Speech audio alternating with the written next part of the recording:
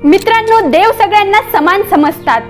ते असं नाही म्हणत की याच्याकडे जास्त पैसा आहे, हा बिझनेसमॅन आहे, हा ऍक्टर आहे किंवा हा मोठा पॉलिटिशियन आहे म्हणून मी याला चांगला आशीर्वाद देईल, आणि जे हे बाकीचे आहेत मिडल क्लास, त्यांना माझा आशीर्वाद भेटणार नाही।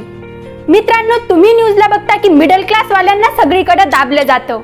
तसंच काहीसं मुंबईला झालेलं आहे। मुंबईचा लालबागचा राजा तो आपल्या महाराष्ट्रात काय तर पूर्ण भारतात प्रसिद्ध आहे। दूरदूरहून भाविक त्यांच्या दर्शनासाठी येतात आणि इथं रोज लाखोंची गर्दी असते। पण आता लोकांनी देवाला सुद्धा सोडलं नाहीये। समाजात तर गरीब आणि श्रीमंत असा भेद आहेच, पण लोकांनी आता देवाचा सुद्धा अपमान केलाय, कारण यांनी देवाचा एक पाय बिझनेसमॅन, ऍक्टर, श्रीमंत लोकांसाठी ठेवलाय आणि दुसरा पाय मिडल क्लास वाल्यांसाठी। आता श्रीमंत लोकांना तिथं किती पण वेळ थांबता येईल, त्यांना सेल्फी काढता येतील, चांगल्या प्रकारे त्यांना दर्शन घेता येईल, आणि दुसरीकडची परिस्थिती म्हणजेच मिडल क्लास वाल्यांची ती खूपच बिकट झालीये, कारण तिथं महिला कर्मचारी नेमलीये।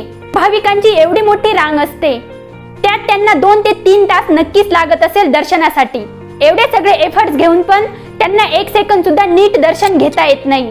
त्यांना गणपतीच्या पायावर नीट माथा सुद्धा टेकता येत नाही, लगेच ती महिला कर्मचारी त्यांना लोटून देते। म्हणजे मिडल क्लास वाल्यांनी तिथं दर्शनाला जाऊ नये का?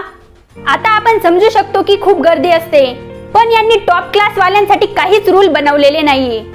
यांच्याकडून त्यांनी पैसे सुद्धा तेवढेच घेतले असतील। आजकाल सगळीकडे तेच तर चालू आहे, पैसा फेको और तमाशा देखो।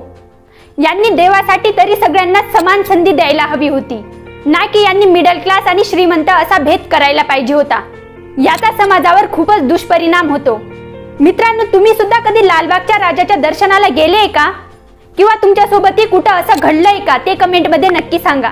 जर व्हिडिओ आवडला असेल तर व्हिडिओला लाईक आणि चॅनलला सबस्क्राईब नक्की करा।